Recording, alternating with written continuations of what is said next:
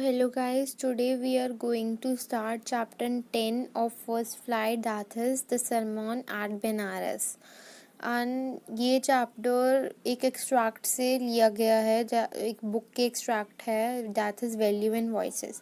So first of all हम इस chapter के अंदर आज इस चैप्टर की समरी, की पॉइंट्स एंड प्लस हम इसके क्वेश्चन आंसर्स डिस्कस करेंगे. ओके पार्ट 2 के अंदर कोई अगर इस पार्ट के अंदर कवर हो जाते हैं, वरना पार्ट 2 के अंदर इसका लिंक डिस्क्रिप्शन में होगा क्वेश्चन आंसर्स का. ओके सो लेट अस कम. ये बेटी रिंशॉ का चैप्टर राइटर है बुक की. और फर्स्ट ऑफ ऑल हम बुद्धा की लाइफ के बारे में पढ़ेंगे. तो गौतम बुद्धा जो कि 563 BC के अंदर बॉर्न हुए थे और 483 BC के अंदर उनकी डेथ हुई थी. वो एक प्रिंस थे जिनका नाम सिद्धार्थ गौतम था. वो नॉर्थ इंडिया के प्रिंस थे और 12 इयर्स की एज में वो हिंदू सैक्रेड स्क्रिप्चर्स पढ़ने के लिए चले गए थे. और 4 साल की स्टडीज़ के बाद वो अपने घर जब वापस आए एक प्रिंसेस से शादी करने. उसके बाद उनकी एक हैप्पी फैमिली थी और उनका एक बेटा था. और 10 साल तक वो लोग अपनी फैमिली के साथ रहे अपने महल के अंदर और रॉयल लाइफ एक्सपीरियंस करी. बट जब वो 25 इयर्स के हुए थे तो हंट करते करते उन्होंने एक चीज़ देखी कि उन्होंने एक चीज़ समझी कि इंसान जो होता है वो सिक मैन होता है, मतलब मेंटालिटी के बारे में बात की जा रही है. और फिर वो एक एजेड मैन हो जाता है. एजेड मतलब वो बहुत ज़्यादा बूढ़ा हो जाता है. और फिर उसका फनरल प्रोसेशन जब नियर आने वाला होता है, जब उसकी डेथ होने वाली होती है, तो फिर वो एक मॉन्क बन जाता है, एक भक्त बन जाता है भगवान का. ठीक है. सो उन्होंने अपनी इन सब साइट से, अपनी इस सोच से उन्होंने चाहा कि मैं स्पिरिचुअल नॉलेज गेन करूं. उन्होंने स्पिरिचुअल नॉलेज गेन करना चाहा. उसके बाद वो इन लाइफ में उन्होंने जितने सॉरोज दुख दर्द देखे, उन सबको देखते हुए उन्होंने ये साइट्स बनाई थी. और उसके बाद वो स्पिरिचुअल नॉलेज गेन करना चाहते थे.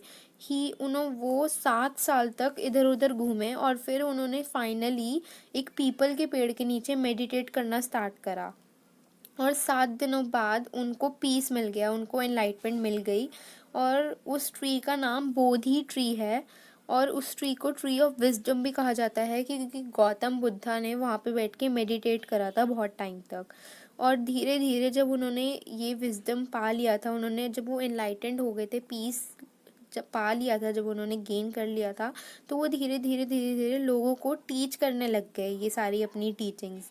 और अपनी वर्ल्ड के बारे में जो उनकी अंडरस्टैंडिंग्स थी उनको शेयर करने लग गए लोगों के साथ, उनको टीच करने लग गए. और धीरे धीरे उनको बुद्धा के नाम से वो फेमस हो गए.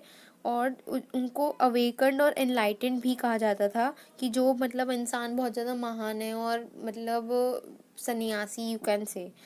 ओके सो उन्होंने अपना फर्स्ट सरमन जो था, फर्स्ट टाइम जब उन्होंने अपनी टीचिंग्स किसी को सिखाई थी, तो वो उन्होंने बनारस के अंदर रिवर गंगा के करीब सुनाई थी, जो कि बहुत ज़्यादा पवित्र स्थान माना जाता है. तो ये चैप्टर इस चैप्टर के अंदर सबसे एक मेन स्टोरी अब स्टार्ट होगी गौतम बुद्धा के इंट्रोडक्शन के बाद. अब उसके अंदर 3 करेक्टर्स हैं, 2 करेक्टर्स मेन है, that is कीसा Gotami and Gautam Buddha. तो और थर्ड करेक्टर जो हैं वो कीसा गोतामी का डाइड सन है एंड नेबरर्स हैं आसपास के. ठीक है. तो कीसा गोतामी एक लेडी के बारे में है. कीसा गोतामी उनका नाम होता है. और उनका जो एक लौता बेटा होता है उसकी डेथ हो चुकी होती है. तो वो उसके दुख में इतनी ज़्यादा डिप्रेस हो जाती हैं उसकी डेथ के बाद कि वो अपने डाइड सन को, अपने मरे हुए बेटे को ले के नेबरर्स के घर में घूमती है, अपने पड़ोसियों के घर पे जाती है, उनको विज़िट करती है और उनसे बार बार ना पूछती है कि प्लीज़ मुझे मेडिसिन दे दो, कोई दवाई दे दो जिससे मेरा बेटा ठीक हो जाए. तो उनके जो नेबर्स होते हैं वो भी यही कहते हैं कि ये औरत पागल हो चुकी है, अपने बेटे के इतना मोह था इसे, और उसकी डेथ हो चुकी है, उसके प्यार में उसमें पागल हो चुकी है उसकी डेथ के बाद. ठीक है. तो अब और ये धीरे धीरे ऐसे चलता रहता है. उसके बाद वो एक आदमी से मिलती हैं और उससे जब वो मेडिसिन के लिए बोलती हैं तो वो आदमी कहता है कि मैं तुम्हारे बेटे के लिए मेडिसिन तो नहीं दे सकता, पर मैं एक ऐसे इंसान को जानता हूँ, एक ऐसे डॉक्टर को जानता हूँ जो इसको ठीक कर सकता है। तो वो उससे मतलब भीख मांगते हुए बोलती है प्लीज़ मुझे बता दो प्लीज़। तो वो उन्हें गौतम बुद्धा का एड्रेस देते हैं जो कि सक्या मुनि के अंदर वो होते हैं। ठीक है, सक्या मुनि गौतम बुद्धा। तो वो सोचती है कि उसके बेटा वापस आ सकता है इस दुनिया में। तो वो बुद्धा के पास जब विज़िट करती है उनके लिए मेडिसिन मांगने के लिए, तो वो बुद्धा को बोलती है प्लीज़ प्लीज़ प्लीज़, वो उनसे भी बहुत ज़्यादा रिक्वेस्टिंग वे में बोलती है प्लीज़ मेरे बेटे को वापस ला दीजिए प्लीज़ प्लीज़। तो वो फिर उन्हें कहते हैं उस लेडी को कि मैं एक कंडीशन बता सकता हूँ कि तुम्हारे बेटे के लिए क्योर है, ये वापस आ जाएगा, पर तुम्हें एक मुट्ठी भर राई के दाने लेकर, मस्टर्ड सीड्स लेकर आने पड़ेंगे। सरसों के दाने, मस्टर्ड मतलब सरसों के दाने तुम्हें लाने पड़ेंगे एक ऐसे घर से जहाँ पे कभी किसी की डेथ नहीं हुई, मतलब कभी भी किसी ने अपनी बेटी, बहू, बहन, भाई कभी भी किसी को ना खोया हो, किसी की डेथ ना हुई हो। तो वो मायूस होकर दोबारा ऐसे घर को ढूंढने चली जाती है। तो वो ढूंढती है, एक दो घरों में पूछती है कि वो कहते हैं मस्टर्ड सीड्स तो हैं, इससे तुम्हारा बेटा वापस आ जाएगा तो तुम ले जाओ। तो जब वो उनसे पूछती है कि तुम्हारे घर में किसी की डेथ तो नहीं हुई, तो वो कहते हैं जीते यहाँ पे रहते तो बहुत लोग हैं, पर यहाँ पे डेथ बहुत लोगों की हुई है, प्लीज़ हमें हमारे वो दुख दर्द हमें मत याद दिलाओ, हमारा वो सैड फेस लाइफ का हमें मत याद दिलाओ। तो वो फिर मायूस होकर बैठी होती है रास्ते के साइड में बैठी होती है। तो वो देखती हैं स्ट्रीट लाइट्स को, नोटिस करती हैं। और स्ट्रीट लाइट्स के अंदर क्या होता है, स्ट्रीट लाइट्स के अंदर जब वो देख रही होती हैं तो वो देखती हैं कि वो लाइट ऑन ऑफ हो रही होती हैं। उसके बाद वो ऑन ऑफ फ्लिकरिंग हो रही होती है, ऑन ऑफ होने के बाद वो एकदम से सारी ऑफ हो जाती है और पूरा अंधेरा छा जाता है रास्ते के ऊपर। तो फिर जाके उन्हें रियलाइज़ होता है कि जो एक आदमी की डेस्टिनी है वो इन फ्लिकरिंग लाइट्स की तरह ही है, और डेथ जो है वो एक अंधेरे की तरह है जो सबके लिए कॉमन है।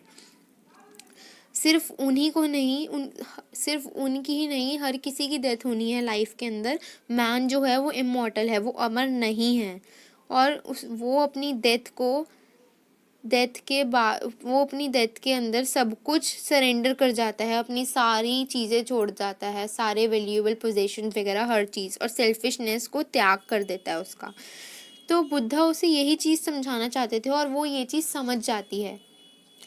और बुद्धा यही कहते हैं कि जो लाइफ के अंदर बुद्धा दो एग्जाम्पल्स और देते हैं, और दो एग्जाम्पल्स होते हैं। एक एग्जाम्पल होता है राइप फ्रूट का, मतलब जो फ्रूट पक जाता है तो उसका हायर चांस होता है पेड़ से नीचे गिरने का। तो मैन के साथ भी सेम ऐसा ही होता है, जब वो बॉर्न होता है तो उसका एक ना एक दिन तो उसकी मौत होनी ही है, उसकी एक ना एक दिन डेथ होनी है। एंड सेकेंड एग्जाम्पल बुद्धा देते हैं वो अर्थन पॉट्स का होता है। दैट इज़ मिट्टी के जो बर्तन होते हैं, जब उसे बनाता है पॉटर, तो वो एक ना एक दिन तो वो गिर के टूटते ही हैं, उनकी लॉन्ग लाइफ तो नहीं होती ज़्यादा, एक ना एक दिन तो वो टूटते हैं। तो मैन की लाइफ भी एकदम ऐसी है कि वो अप्स एंड डाउन्स लाइफ के अंदर बहुत ज़्यादा फेस करता है, बट एक ना एक दिन उसे मरना ही है।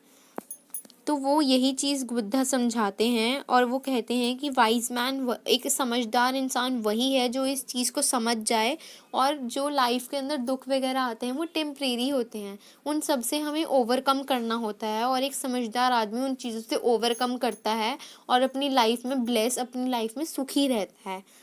तो इस चैप्टर के अंदर सारा कुछ यही था कि आपको अपने माइंड का पीस पाने के लिए इन सारे पोजेशंस से आज़ाद होना ही पड़ता है, ओवरकम करना ही पड़ता है इनको। आप ये नहीं उन चीज़ों को पकड़ के नहीं बैठ सकते और ग्रीव नहीं कर सकते हमेशा।